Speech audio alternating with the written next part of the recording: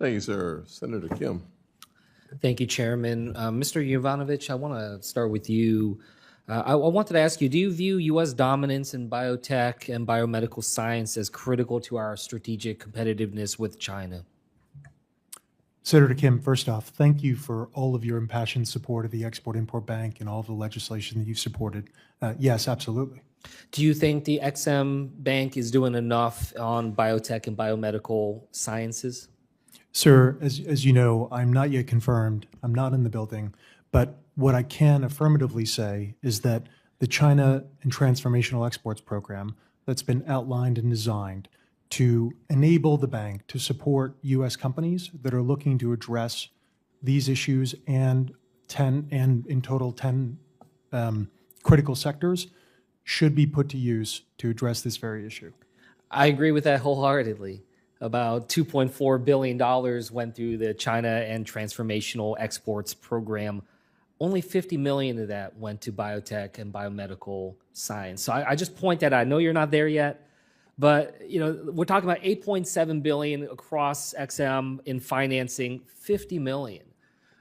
I know there are a lot of priorities that are out there, but I just want to draw your attention. The Belfer Center, for instance, just came out saying that of the 5 critical tech sectors out there, China has the most immediate opportunity to overtake the U.S. in biotech. Our own U.S. National Security Commission on emerging biotech said that our window to act is closing.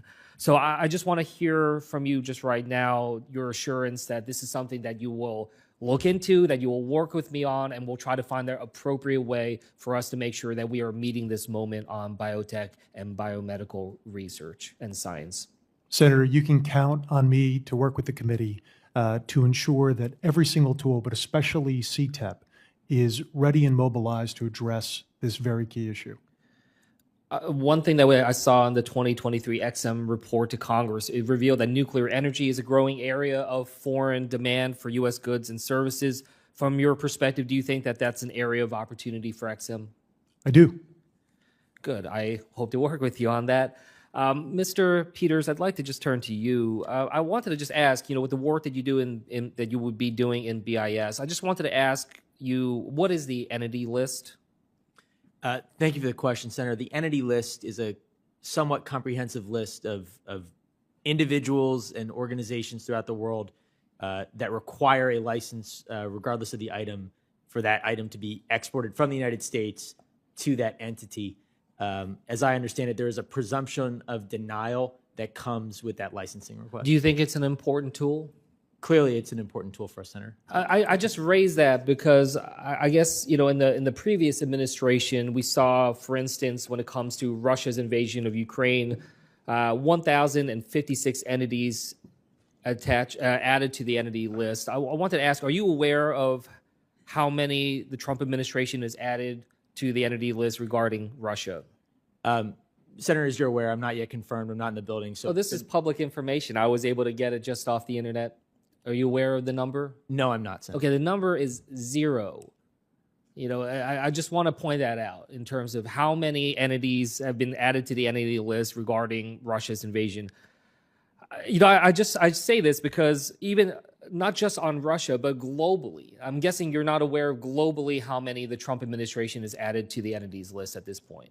I am not, Senator. So that number is 12 in the entirety of this administration so far. So I guess I'm just trying to get a sense of what priority this administration is placing on something that you thought was an important tool. And I get it, you're not there yet, but if confirmed, you will be.